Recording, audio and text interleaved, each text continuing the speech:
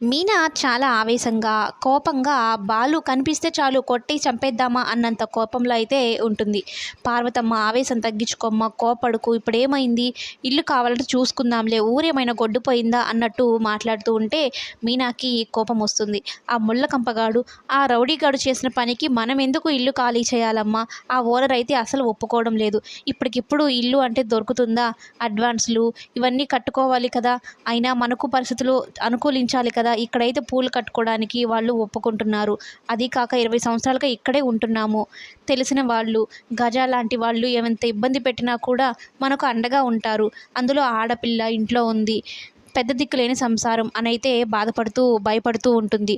కానీ ఏం కాదులే మీనా, ఇల్లు దొరుకుతుందిలే, నువ్వేం దాని గురించి ఆలోచించకు, ఆవేశపడకు, అబ్బాయిని ఏమనుకో అన్నట్టు పార్వతమ్మ చెప్తూ ఉంటుంది. ఇక ఈ పార్వతమ్మ కూడా బాలుకి సపోర్ట్ చేయడంతో మీనా కోపంగా అక్కడి నుంచి వెళ్ళిపోతుంది. ఇంటికి వెళ్ళగానే ప్రభావతి ఎదురు చూస్తూ ఉంటుంది మీనా కోసం.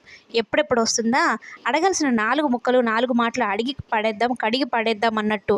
ఎంతసేపు అయింది నువ్వు వెళ్ళి, ఎక్కడికి వెళ్ళావు అంటే కూరగాయలకు వెళ్ళాను అని మీనా చెప్పడంతో, కూరగాయలు తేవడానికి ఇంతసేపా? ఎప్పుడో సాయంత్రం 4కి వెళ్ళావు, ఇప్పుడు 7 అయింది, ఇంతవరకు ఏం చేస్తున్నావు? అదేంటి అత్తయ్య గారు కొత్తగా అడుగుతున్నారు, నా గురించి ఆరా తీస్తున్నారని అంటూ ఉంటే, ఓహో నీకు ఇది తప్పుగా అనిపిస్తుందా? మరి నా గురించి ఆరా తీసినప్పుడు నీకేం అనిపించలేదా అని అయితే అంటూ ఉంటే, మీనా నేను ఆరా తీయడం ఏంటి అత్తయ్య గారు మీ గురించి అంటే, బుకాయించకు, అబద్ధం చెప్పకు, మాటలేమో చక్కెర, కడుపులేమో విషం పెట్టుకొని మరీ మాట్లాడుతున్నావు.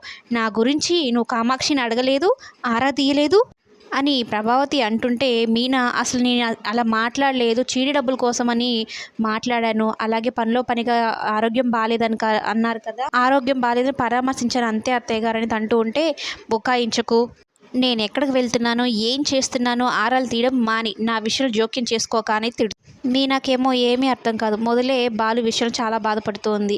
ఈమె కూడా పైపెచ్చి ఇలాంటి మాటలు మాట్లాడుతూ ఉంది. ఎక్కడ ఏ తప్పు జరిగినా నా మీదే వేసి తిడుతూ ఉంది అని బాధపడుతూ, ఇదంతటికి కారణం ఆ ముళ్ళకంపగాడు అన్నట్టు బాలు మీద కోపం